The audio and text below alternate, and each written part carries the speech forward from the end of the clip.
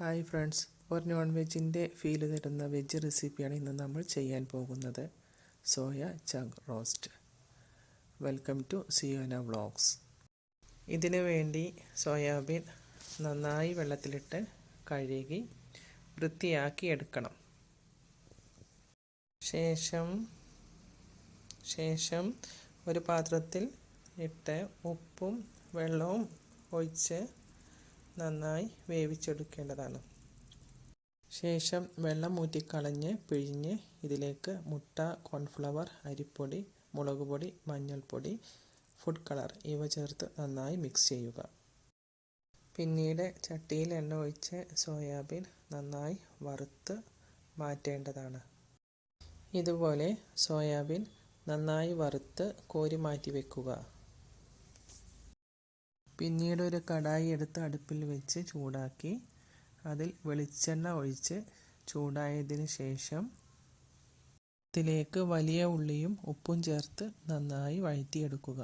നന്നായി വഴറ്റി വന്ന സവാളയിലേക്ക് 1 സ്പൂൺ ഇഞ്ചി പേസ്റ്റും 1 സ്പൂൺ വെളുത്തുള്ളി പേസ്റ്റും ഇട്ട് യോജിപ്പിച്ച് അതിൻ്റെ പച്ചക്കുത്ത് മാറുന്നത് വരെ നന്നായി ഇളക്കി യോജിപ്പിക്കേണ്ടതാണ്.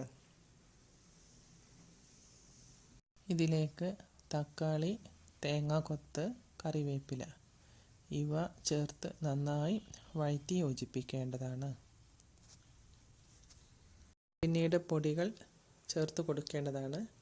ഞാനിവിടെ ചേർത്ത് കൊടുക്കുന്നത് 1 സ്പൂൺ മുളക് പൊടി, 1/4 സ്പൂൺ മഞ്ഞൾപ്പൊടി, 3/4 ടീസ്പൂൺ മല്ലിപ്പൊടി ഇവ ചേർത്ത് പൊടികളുടെ പച്ചക്കുത്ത് മാറുന്നത് വരെ നന്നായി വഴറ്റി യോജിപ്പിക്കേണ്ടതാണ്. ഇതിലേക്ക് തൈരും ഗരം മസാലയും കുരുമുളക് പൊടിയും ചേർത്ത് നന്നായി ഇളക്കി യോജിപ്പിക്കുക.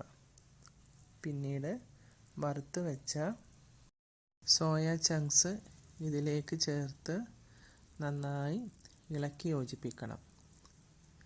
ഇതുപോലെയാണ് ഇളക്കേണ്ടത്. സോയ ചങ്ക്സിൻ്റെ എല്ലാ ഭാഗത്തും മസാല പിടിക്കണം. നന്നായി ഇളക്കി യോജിപ്പിക്കണം. അങ്ങനെ സ്വാദിഷ്ടമായ സോയ ചങ്ക് റോസ്റ്റ് റെഡിയായി കഴിഞ്ഞു.